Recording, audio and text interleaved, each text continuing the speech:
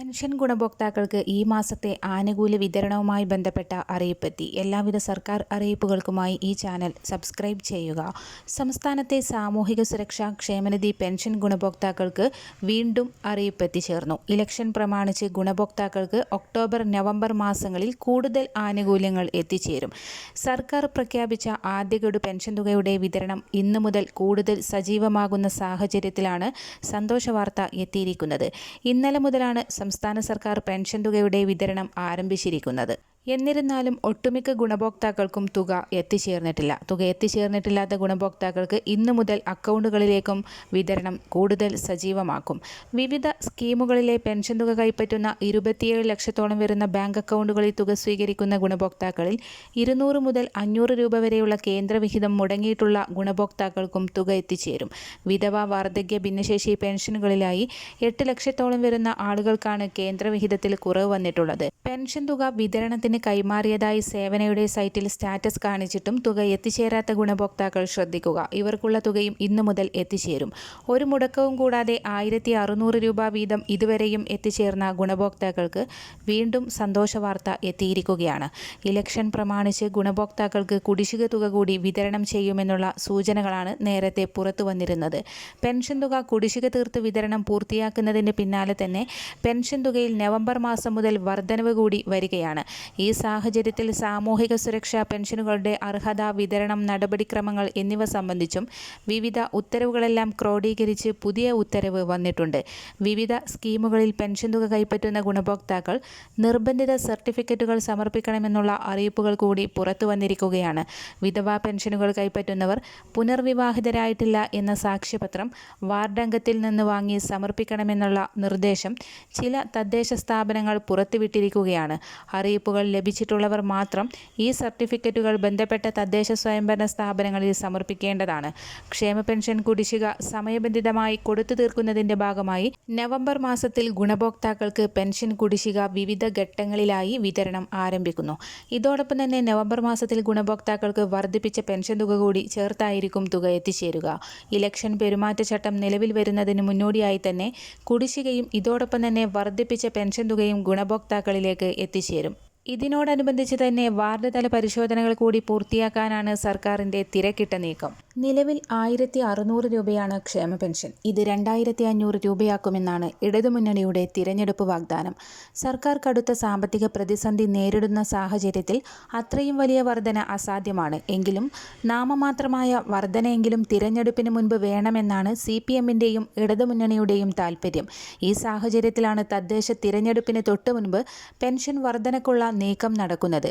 200 രൂപയെങ്കിലും കുറഞ്ഞത് വർദ്ധിപ്പിക്കണമെന്നാണ് സർക്കാരിന്റെ താൽപ്പര്യം. മറ്റ് ചിലവുകൾ വെട്ടിച്ചുരുക്കി ഫണ്ട് കണ്ടെത്തുകയാണ് മാർഗം. സംസ്ഥാനത്ത് 62 ലക്ഷത്തിലധികം പേർക്ക് നൽകി വരുന്ന സാമൂഹിക ക്ഷേമ പെൻഷൻ 200 രൂപ വർദ്ധിപ്പിച്ച് 1800 രൂപയാക്കാൻ സർക്കാർ തീരുമാനം. കേരളപ്പിറവി ദിനത്തിൽ ഇത് സംബന്ധിച്ച പ്രഖ്യാപനം നടത്തി വർദ്ധിപ്പിക്കുന്ന തുക നവംബർ മുതൽ വിതരണം ചെയ്യാനാണ് ധാരണ. ധനമന്ത്രിയുടെ വസതിയിൽ സെക്രട്ടറിമാർക്കൊരുക്കിയ വിരുന്നിലാണ് ഇത് സംബന്ധിച്ച തീരുമാനമുണ്ടായത്. മുഖ്യമന്ത്രിയും ധനമന്ത്രിയും ചേർന്ന് വിഷയത്തിൽ അന്തിമ തീരുമാനമെടുക്കും. സംസ്ഥാനം കടുത്ത സാമ്പത്തിക പ്രതിസന്ധിയിലൂടെ കടന്നു പോകുന്നതിനിടെയാണ് ക്ഷേമ പെൻഷൻ വർദ്ധിപ്പിക്കാനുള്ള നീക്കമെന്നത് ശ്രദ്ധേയമാണ്. അതേസമയം തദ്ദേശ തിരഞ്ഞെടുപ്പ് കഴിഞ്ഞ് വീണ്ടും ക്ഷേമ പെൻഷൻ വർദ്ധിപ്പിക്കാനും ആലോചനയുണ്ട്. നിയമസഭാ തിരഞ്ഞെടുപ്പിലേക്ക് പോകുന്നതിന് മുൻപ് ക്ഷേമ പെൻഷൻ 2000 രൂപയെങ്കിലും ആക്കണമെന്നാണ് നിർദ്ദേശം വന്നിരിക്കുന്നത്. നിലവിൽ 62 ലക്ഷത്തിലധികം പേർക്ക് പ്രതിമാസം 1600 രൂപയാണ് ക്ഷേമ പെൻഷനായി നൽകുന്നത്. പെൻഷൻ 2500 രൂപയിലേക്ക് ക്രമാനുഗതമായി ഉയർത്തിക്കൊണ്ടുവരുമെന്ന് കഴിഞ്ഞ തിരഞ്ഞെടുപ്പ് പ്രകടന പത്രികയിൽ LDF വാഗ്ദാനം ചെയ്തിരുന്നു. എന്നാൽ സാമ്പത്തിക പ്രതിസന്ധിയെ തുടർന്ന് ഇത് നടപ്പാക്കാനായില്ല. എങ്കിലും വർധന പരിഗണനയിൽ ഉണ്ട് എന്നാണ് സർക്കാർ വ്യക്തമാക്കിയിരിക്കുന്നത്. ഒരു മാസത്തെ കുടിശ്ശികയടക്കമുള്ള തുകയാണ് അടുത്ത മാസം വിതരണം ചെയ്യുക. ഇതോടൊപ്പം സർക്കാർ ജീവനക്കാരുടെ ശമ്പള പരിഷ്കരണത്തിലും നിർണായക പ്രഖ്യാപനം ഉടൻ ഉണ്ടായേക്കുമെന്ന് ധനമന്ത്രിയുടെ അടുത്ത വൃത്തങ്ങൾ അറിയിച്ചു. ജീവനക്കാരുടെ ശമ്പള പരിഷ്കരണത്തിൻ്റെ കുടിശ്ശികയിൽ ബാക്കിയുള്ള 2 ഗഡുക്കൾ PF-ൽ ലയിപ്പിച്ചേക്കും. ശമ്പള പരിഷ്കരണത്തിന് കമ്മീഷനെ നിയോഗിക്കാനും ധാരണയായിട്ടുണ്ട്. 2 മാസമായിരിക്കും കമ്മീഷന്റെ കാലാവധി. 2 മാസത്തിനകം ശമ്പള പരിഷ്കരണ കമ്മീഷൻ റിപ്പോർട്ട് തയ്യാറാക്കും. സർക്കാർ ജീവനക്കാരുടെ DA വർധന നടപ്പാക്കാനും തീരുമാനമുണ്ട്. 2023 ജനുവരിയിൽ ലഭിക്കേണ്ട DA വർധനയായിരിക്കും നൽകുക. 2019 കുടിശ്ശികയായ 2 ഗഡു അടുത്ത ജനുവരിയിൽ നൽകാനും തീരുമാനമായിട്ടുണ്ട്. നിലവിൽ സർക്കാർ ജീവനക്കാരുടെ 17% DA കുടിശ്ശികയാണ്. തദ്ദേശ തിരഞ്ഞെടുപ്പിന് മുന്നോടിയായി സർക്കാർ ജനകീയ പ്രഖ്യാപനങ്ങൾക്ക് ഒരുങ്ങുന്നു. ക്ഷേമ പെൻഷൻ തുകയിൽ വർധന, സർക്കാർ ജീവനക്കാർക്കും പെൻഷൻകാർക്കുമുള്ള DA കുടിശ്ശിക വിതരണം, ശമ്പള പരിഷ്കരണം തുടങ്ങിയവയാണ് പ്രധാനമായും സർക്കാരിൻ്റെ പരിഗണനയിൽ ഉള്ളത്. ധനവകുപ്പിൻ്റെ നിർദ്ദേശങ്ങളുടെ അടിസ്ഥാനത്തിൽ ഇതിനോടകം തന്നെ ഇത് സംബന്ധിച്ച നടപടികൾ ആരംഭിച്ചു കഴിഞ്ഞു എന്നും റിപ്പോർട്ടിൽ പറയുന്നു. സംസ്ഥാനത്തെ കടുത്ത സാമ്പത്തിക പ്രതിസന്ധി നിലനിൽക്കുന്നുണ്ടെങ്കിലും LDF പ്രകടന പത്രികയിൽ നൽകിയ വാഗ്ദാനങ്ങൾ നിറവേറ്റാനുള്ള നീക്കത്തിലാണ് സർക്കാർ. പ്രകടന പത്രികയിൽ ക്ഷേമ പെൻഷൻ 2500 രൂപയാക്കുമെന്ന് വാഗ്ദാനം ചെയ്തിരുന്നെങ്കിലും നിലവിലെ സാമ്പത്തിക സ്ഥിതി വലിയ വർധനയ്ക്ക് അനുവദിക്കുന്നില്ലെന്നാണ് ധനവകുപ്പിൻ്റെ വിലയിരുത്തൽ. എന്നിരുന്നാലും നിയമസഭാ തിരഞ്ഞെടുപ്പിന് മുന്നോടിയായി ക്ഷേമ പെൻഷൻ 200 രൂപ വർദ്ധിപ്പിച്ച് 1800 രൂപയിലേക്ക് ഉയർത്തുന്നതാണ് പരിഗണനയിൽ ഉള്ളത്. ഇത് ഒക്ടോബറിൽ തന്നെ നടപ്പാക്കിയേക്കുമെന്നാണ് സൂചന. നിയമസഭാ തിരഞ്ഞെടുപ്പിന് മുൻപ് 200 രൂപ കൂടി വർദ്ധിപ്പിച്ച് അത് 2000-ലേക്കും എത്തിച്ചേക്കാം. നിലവിൽ 62 ലക്ഷത്തോളം ഗുണഭോക്താക്കൾക്ക് 1600 രൂപ വീതം പെൻഷൻ വിതരണം ചെയ്യുന്നുണ്ട്. കുടിശ്ശികയെല്ലാം ഇതിനോടകം തീർക്കുകയും ചെയ്തിട്ടുണ്ട്. DA കുടിശ്ശികയുടെ കാര്യത്തിൽ സർക്കാർ ശുഭ സൂചനകൾ നൽകുന്നുണ്ട്. നിലവിലെ സാമ്പത്തിക വർഷത്തിനുള്ളിൽ മറ്റൊരു ഇൻസ്റ്റാൾമെൻ്റ് കൂടി വിതരണം ചെയ്യാനുള്ള നിർദ്ദേശമാണ് ഇപ്പോൾ പരിഗണനയിൽ ഉള്ളത്. സംസ്ഥാനത്തെ സാമ്പത്തിക പ്രതിസന്ധി കാരണം നിരവധി DA ഇൻസ്റ്റാൾമെൻറ്റുകൾ കുടിശ്ശികയാണ്. എന്നാൽ തിരഞ്ഞെടുപ്പ് അടുത്തതോടെ ഇവ പൂർണ്ണമായി വിതരണം ചെയ്യുമെന്നാണ് പ്രതീക്ഷ. ഈ നടപടികൾ സംസ്ഥാനത്തിൻ്റെ സാമ്പത്തിക ഭാരം വർദ്ധിപ്പിക്കുമെങ്കിലും ക്ഷേമ പ്രവർത്തനങ്ങളിൽ വിട്ടുവീഴ്ചയില്ലെന്നാണ് ധനമന്ത്രി KN ബാലഗോപാലിൻ്റെ നിലപാട്. തദ്ദേശ തിരഞ്ഞെടുപ്പിന് മുന്നോടിയായി സർക്കാർ ജീവനക്കാർക്കും സർവീസ് ക്ഷേമ പെൻഷൻ ും മറ്റു വിവിധ മേഖലകളിലെ ഗുണഭോക്താക്കൾക്കും ആനുകൂല്യങ്ങൾ പ്രഖ്യാപിക്കാൻ സർക്കാർ ഒരുങ്ങുന്നു. ശമ്പള പെൻഷൻ പരിഷ്കരണം, ക്ഷേമ പെൻഷൻ വർധന, DA കുടിശ്ശികയുടെ ഒരു പങ്ക്, ആശാവർക്കർമാർക്ക് ഓണറേറിയം വർധന തുടങ്ങിയവ നവംബർ 1 മുഖ്യമന്ത്രി നടത്തുന്ന പ്രഖ്യാപനങ്ങളിൽ ഉൾപ്പെടുത്താൻ സാധ്യതയുണ്ട്. തുടർന്ന് ഒരാഴ്ചക്കകം തദ്ദേശ തിരഞ്ഞെടുപ്പ് പ്രഖ്യാപിച്ചേക്കാം. സർക്കാർ കാലാവധി പൂർത്തിയാക്കാൻ 6 മാസത്തോളം മാത്രമാണ് ബാക്കി.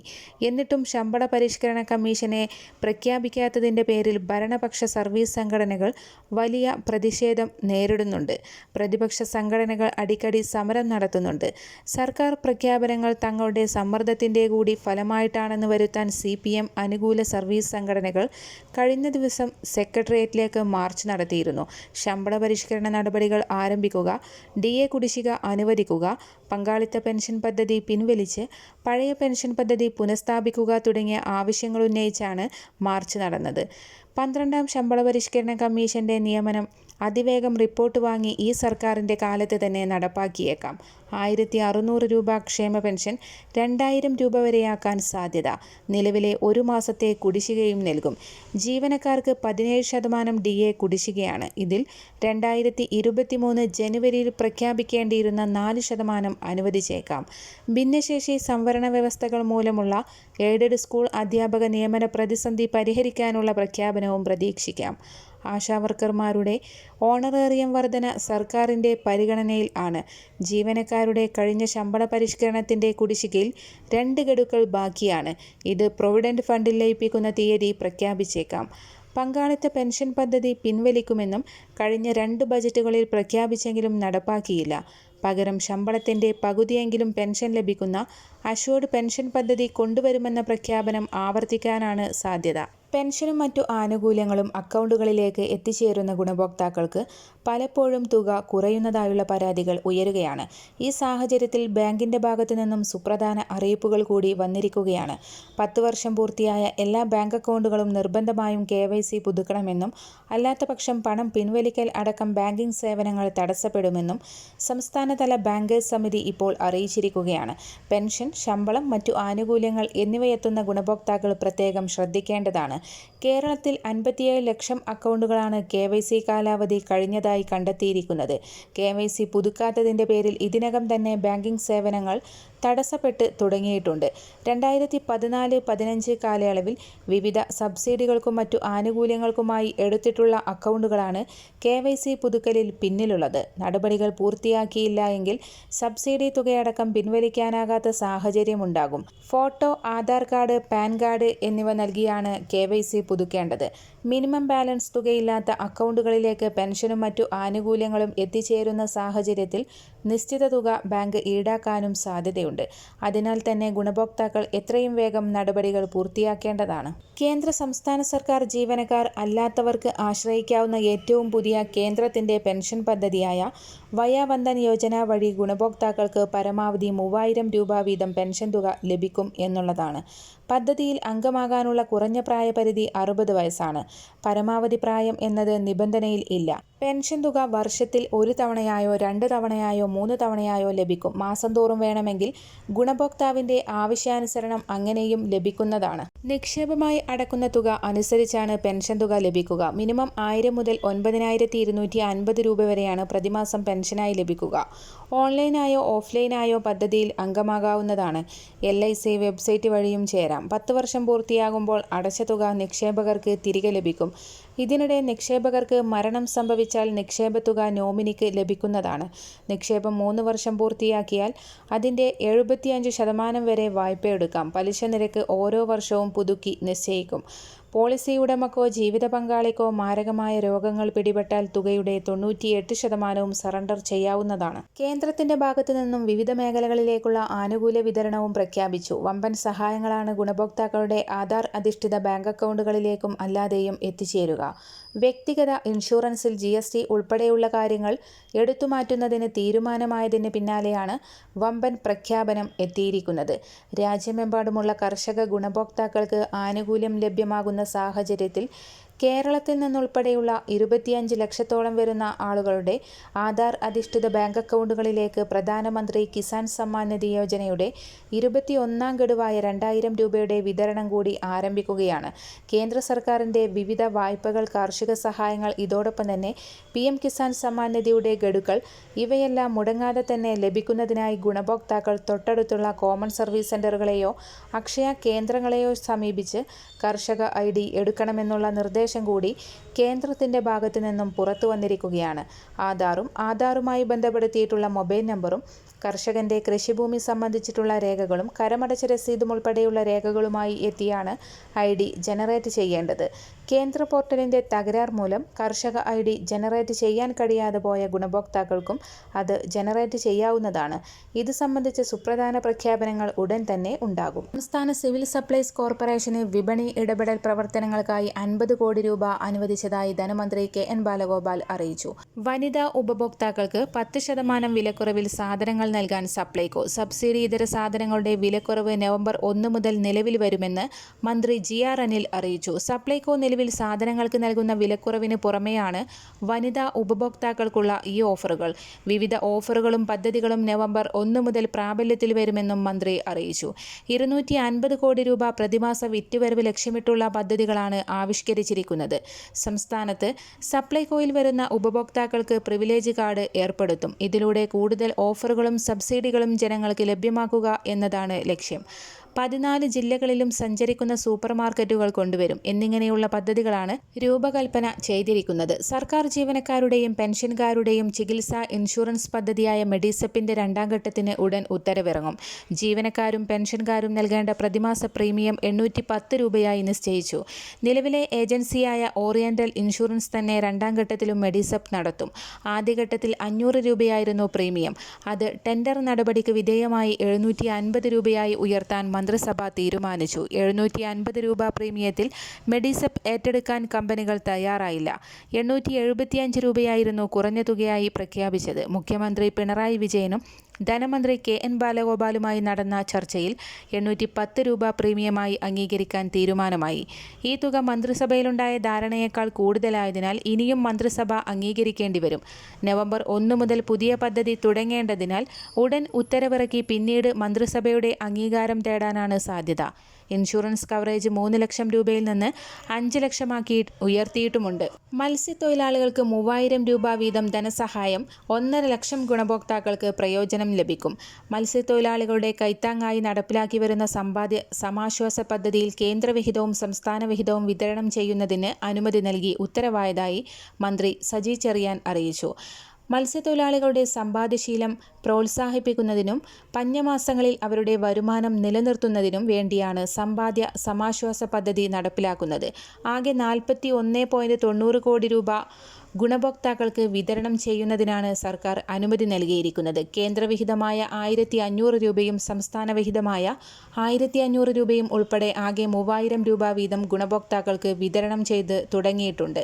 നേരത്തെ കേന്ദ്രാനുമതി ലഭിക്കാത്തതിനാൽ വിഹിതം വിതരണം ചെയ്യാൻ കഴിയാത്ത സാഹചര്യം നിലനിന്നിരുന്നു. എന്നാൽ നിലവിൽ ഇപ്പോൾ വിതരണം ആരംഭിച്ചിട്ടുണ്ട്. പദ്ധതികളിൽ അംഗങ്ങളായ 1.5 ലക്ഷത്തോളം തൊഴിലാളികൾക്ക് ഇതിന്റെ പ്രയോജനം ലഭ്യമാക്കും. PF അക്കൗണ്ടിൽ നിന്ന് പണം പിൻവലിക്കുന്നതുമായി ബന്ധപ്പെട്ട് നിർണായക തീരുമാനവുമായി EPFO. ജീവനക്കാരുടെയും തൊഴിലുടമകളുടെയും വിഹിതം ഉൾപ്പെടെ PF അക്കൗണ്ടിൽ അർഹമായ മുഴുവൻ തുകയും പിൻവലിക്കാൻ EPFO അനുവദിച്ചു. കഴിഞ്ഞ ദിവസം ചേർന്ന CBTയുടെ 238ാമത് യോഗത്തിലാണ് തീരുമാനം.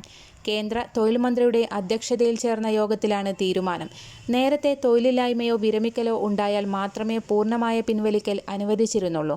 അംഗത്തിന് 1 മാസം ജോലിയില്ലാതെ കഴിയേണ്ടി വന്നാൽ PF ബാലൻസിന്റെ 75%വും 2 മാസത്തിന് ശേഷം ബാക്കി 25%വും പിൻവലിക്കാൻ അനുവാദമുണ്ടായിരുന്നു. എന്നിരുന്നാലും വിരമിക്കുമ്പോൾ പൂർണ്ണതുക പരിധിയില്ലാതെ പിൻവലിക്കാൻ അനുവദിച്ചിരുന്നു.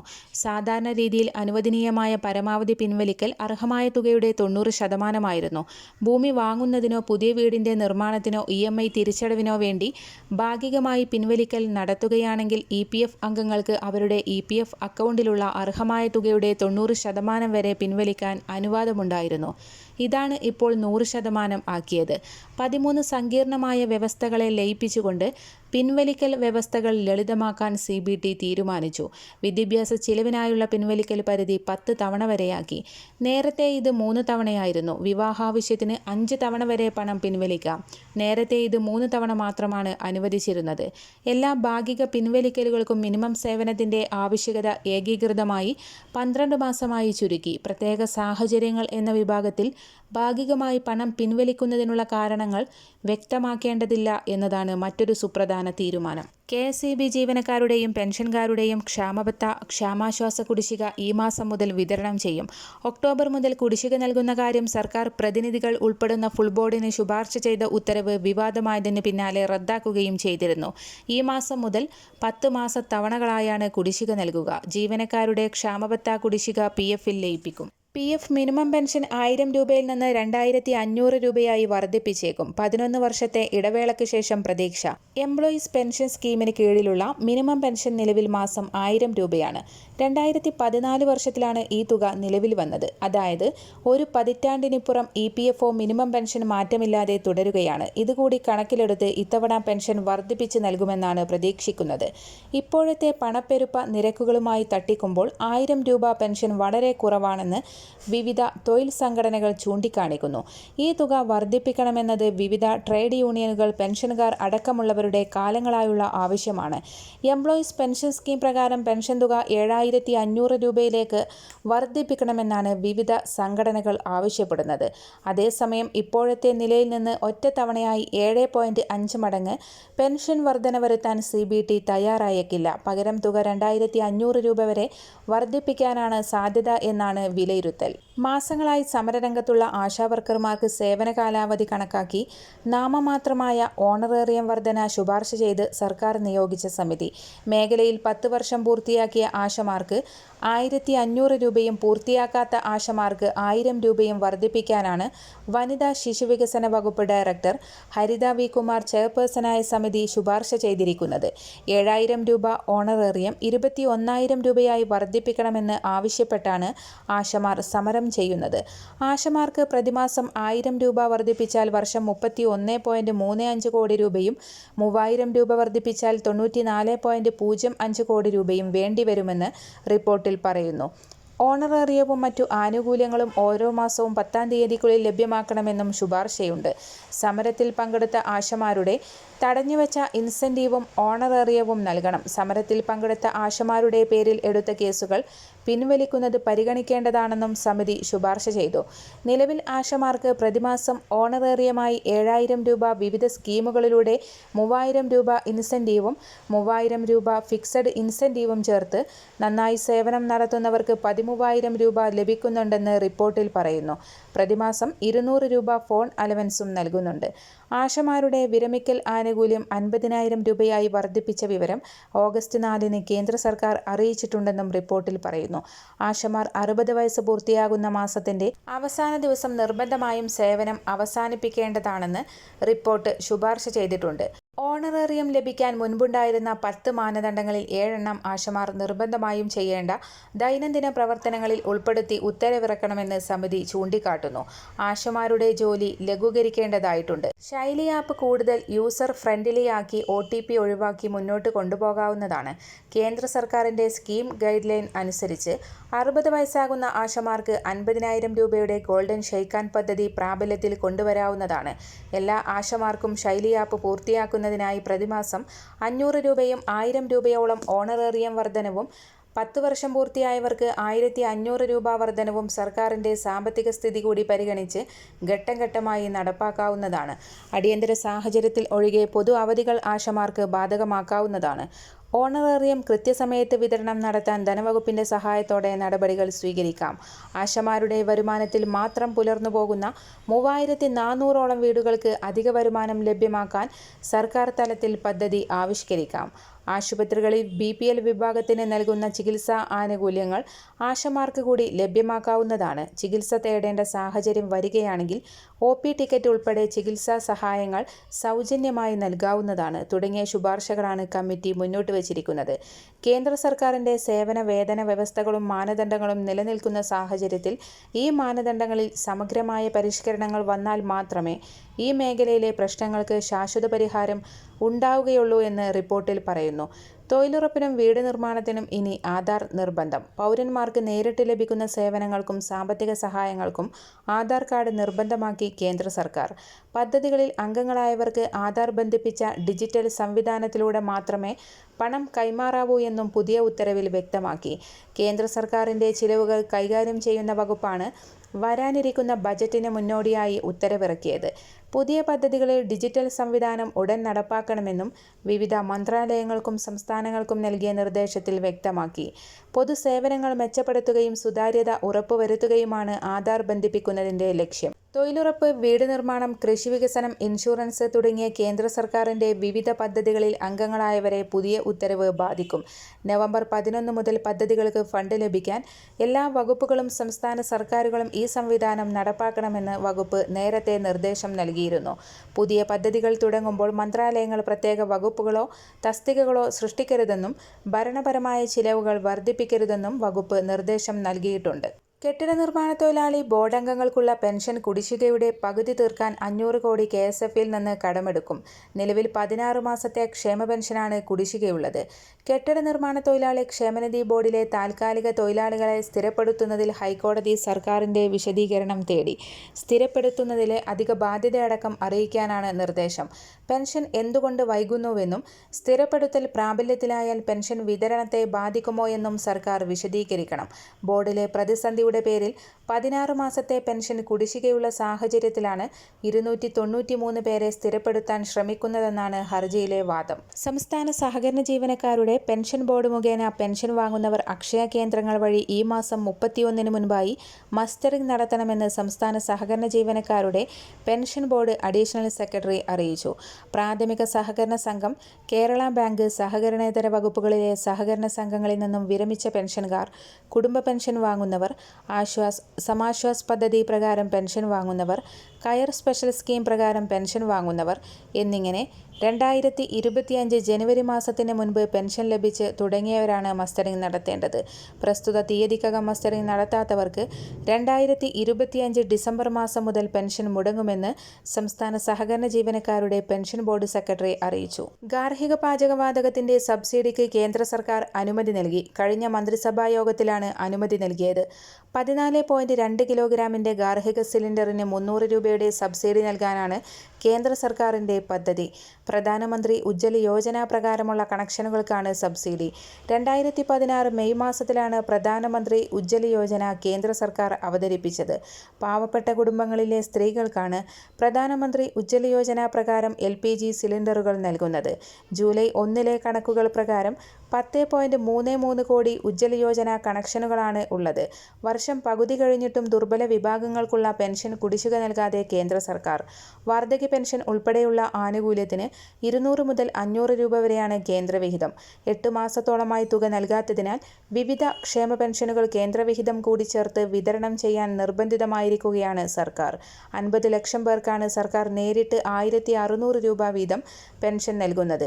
ഈ സാമ്പത്തിക വർഷം ആദ്യപാദത്തിലെ കണക്കിൽ മാത്രം പെൻഷൻ ഇനത്തിൽ കേന്ദ്ര സർക്കാർ 464.59 കോടി രൂപ സംസ്ഥാനത്തിന് നൽകാനുണ്ട്. ഇതിൽ 273.84 കോടി രൂപ അനുവദിച്ചു.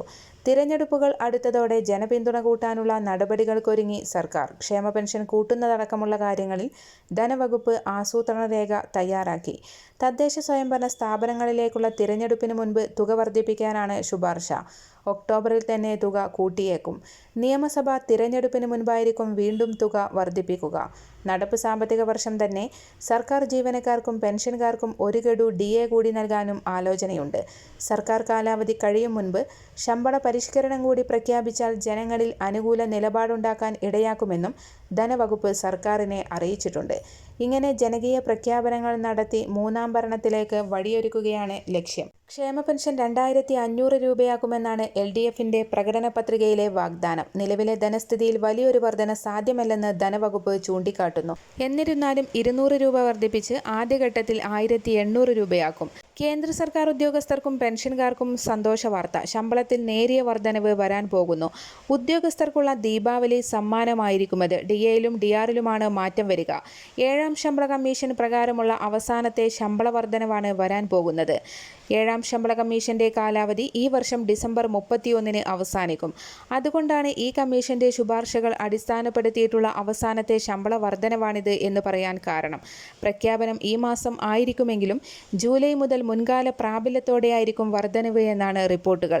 1.2 കോടി കേന്ദ്ര സർക്കാർ ജീവനക്കാർക്കും പെൻഷൻകാർക്കുമാണ് പുതിയ ശമ്പള വർധനവിന്റെ ഗുണം ലഭിക്കുക. ജീവനക്കാരുടെ DAയിലും പെൻഷൻകാരുടെ DRയിലും 3% വർധനവാണ് വരാൻ പോകുന്നത്. നിലവിൽ 55% ക്ഷാമബത്ത. ഇത് 58% ഉയരാനാണ് സാധ്യത.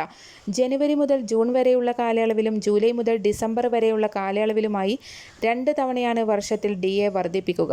കഴിഞ്ഞ 12 മാസത്തെ ഉപഭോക്തൃ വിലസൂചികയുടെ ശരാശരി കണക്കാക്കിയാണ് DA വർദ്ധിപ്പിക്കുക. ഇതുപ്രകാരം 143.5 ശരാശരി.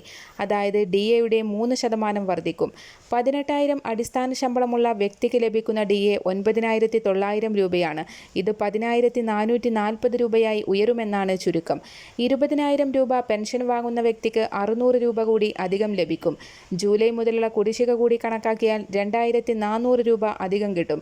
അടുത്ത വർഷം ആദ്യത്തിൽ 8ാം ശമ്പള കമ്മീഷന്റെ പ്രഖ്യാപനം പ്രതീക്ഷിക്കുന്നുണ്ട്. ശമ്പളത്തിന് ആനുപാതികമായ ഉയർന്ന PF പെൻഷന് അപേക്ഷ നൽകിയവരിൽ 4/1 പേർക്ക് മാത്രമേ അതിന് അർഹതയുള്ളൂ എന്ന് എംപ്ലോയീസ് പ്രൊവിഡന്റ് ഫണ്ട് ഓർഗനൈസേഷന്റെ കണക്ക്.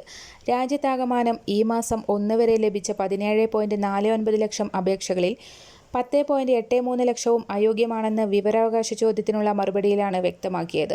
തൊഴിലുടമകൾ ഹയർ ഓപ്ഷൻ അംഗീകരിച്ച് EPFOയിലേക്ക് തിരികെ നൽകാത്തതിനാൽ നേരത്തെ 2.24 ലക്ഷം അപേക്ഷകൾ ഒഴിവാക്കിയിരുന്നു. ഇതോടെ ഉയർന്ന പെൻഷന് യോഗ്യത നേടുന്നവരുടെ എണ്ണം 4.5 ലക്ഷത്തിൽ താഴെയായി ചുരുങ്ങും. ജീവനക്കാരുടെ PF ഫണ്ട് കൈകാര്യം ചെയ്യുന്നതിന് സ്വന്തമായി PF ട്രസ്റ്റുകൾ രൂപീകരിച്ചിട്ടുള്ള ഭൂരിഭാഗം സ്ഥാപനങ്ങളിലെയും ജീവനക്കാരുടെ അപേക്ഷകൾ കൂട്ടത്തോടെ നിരസിച്ചതാണ് അയോഗ്യരായവരുടെ എണ്ണം ഇത്രയും വർദ്ധിക്കാൻ കാരണം. ഈ വിഭാഗത്തിൽ നിന്ന് 9 ലക്ഷത്തിലേറെ അപേക്ഷകളാണ് ഉണ്ടായിരുന്നത്. ഈ ജീവനക്കാർക്ക് അനുകൂലമായി സുപ്രീം കോടതി വിധി ഉള്ളതാണ്.